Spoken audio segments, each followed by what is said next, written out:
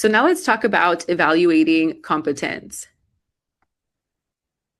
And just as kind of a prereq here, I just want to share that most of us are actually more competent than we think, and none of us are eternally competent. Competence is an ongoing thing. And so the goal here is you sort of separate from this idea, and it's kind of that imposter syndrome that commands this thought that we just don't have enough competence or expertise, our scope of competence is not enough.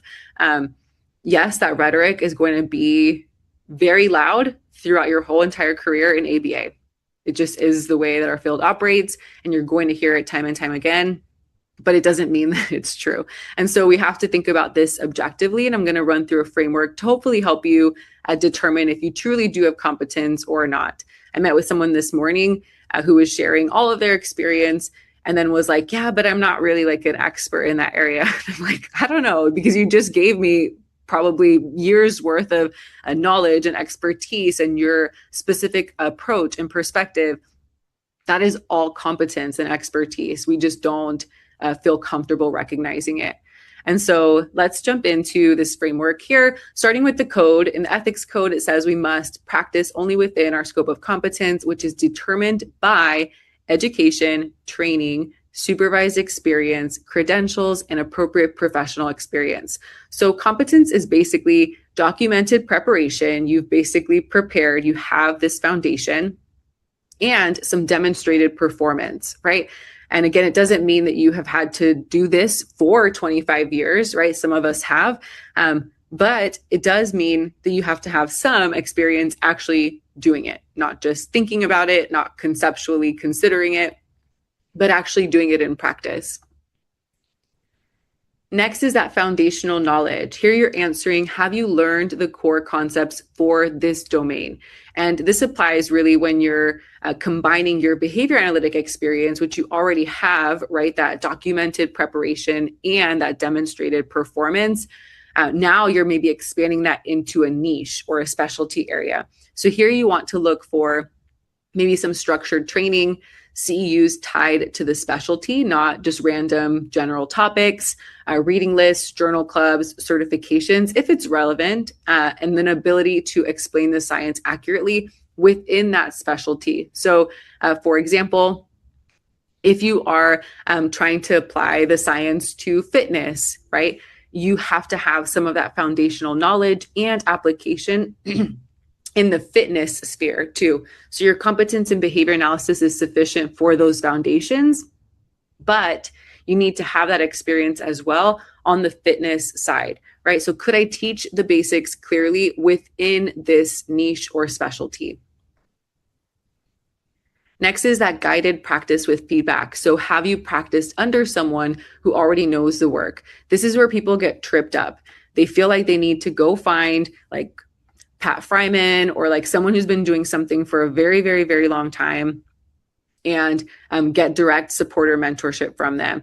When in reality, what you're looking for is some supervision on a case or a project, someone who can observe and debrief with you and share notes with you, someone that can review potentially what your plan is related to that scope and how you're making decisions about it. So that sounding board to help you determine if you are applying the science accurately, effectively, et cetera. So can I demonstrate what I tried, feedback I got, and how I improved? So if you start working with clients potentially in the fitness realm, is there someone you could consult with that helps you make those decisions, apply the science correctly, and share knowledge that isn't outside of your scope? And then independent performance. So can you perform the work safely without direct oversight? So here you want to start small. You want to start with a pilot project, a limited scope coaching, targeted behavior supports, or even just role plays that lead into real practice. Your goal here is to answer, are my outcomes consistent and explainable? And can I recognize when I'm out of depth? So if you're teaching a concept and you're educating people, right, you want to make sure that as you teach your framework, your system, your approach, that people can actually get results, right? And that you're documenting that performance. So you have a replicable pattern that proves that your approach is successful. You don't have to go publish it or do anything crazy, but you want to have that confidence that your approach and system works. And then finally, maintenance and growth. Here, the idea is competence is not permanent. So you want to monitor, and even the people with the most experience are still in this ongoing process of remaining competent. So looking for ongoing training, CEUs, support, periodically consulting with somebody about whatever your specialty or niche topic is. Doing some outcome reviews. So as I apply my framework or system, or I teach my course, are people getting results? Are they achieving that outcome? Can I have some reflection on if this is working, if it's not working, maybe what barriers are preventing people from achieving that outcome? And then clear referral boundaries. So again, understanding where your course has an impact and where your course needs to redirect people. The self-check here is, do I have a plan to keep skills current and avoid drift? So in summary, you want to have that foundational knowledge in ABA, right? But you also want to have expertise in whatever specialty or niche area you're teaching. So I saw some BST, some clinical quality, some effective communication, and it means you've actually gone out and done that, right? And so even as a supervisor, you already have experience effectively communicating and building rapport. Now you want to see if that system or approach that you use actually works with other people. So now you're just using your course as the vehicle to get that out there and to get people achieving the same outcomes that you have. So now let's talk about course format. So as you're building your course, I like to think about it as 3 levels or layers. The first is education, right? And that is the sort of foundation, and we'll talk about what that includes. Then it's implementation, and then transformation. And so courses can address each of these levels or layers, and your goal is to have a clear transformation ultimately at the end of whatever you're teaching. So education is that introduction and preparation. It's kind of like your one-time trainings, these standalone CEUs where you get a taste of the problem someone solves, but you're maybe not an expert by the end of that training, right?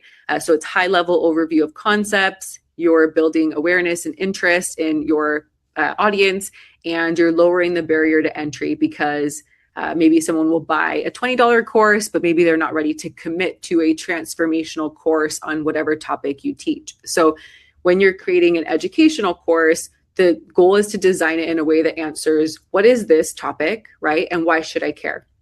So this is, again, where if you're creating CEUs or maybe a workshop or a training, you're just kind of exposing people to the problem you solve, your specific framework or approach, and how you deliver that. So keep that simple, engaging, and clear. And you're not trying to teach mastery at this level. You're just trying to make people aware, again, of the problem and some of the ways that you address that problem uniquely.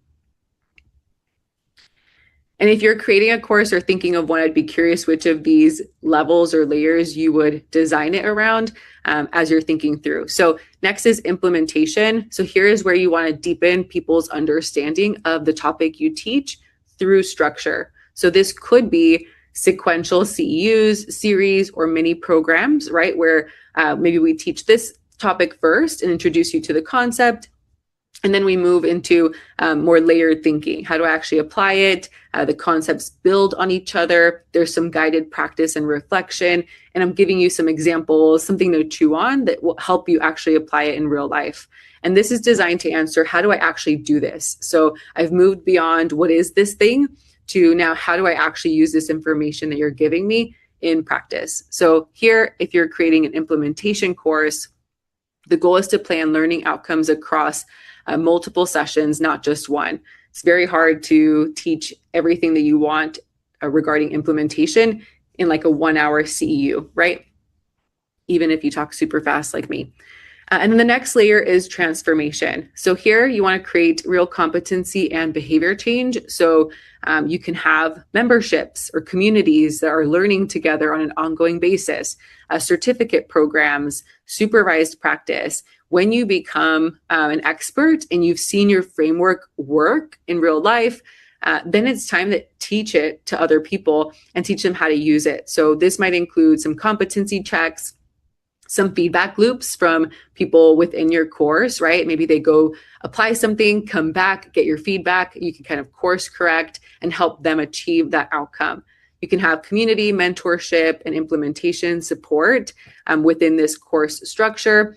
And then you can have some more long-term tracking of that skill growth. So how do I help this person evaluate that their skills are developing? And then this is designed to answer, can I reliably perform this in practice? So are people actively using my framework, seeing results, and seeing that transformation occur?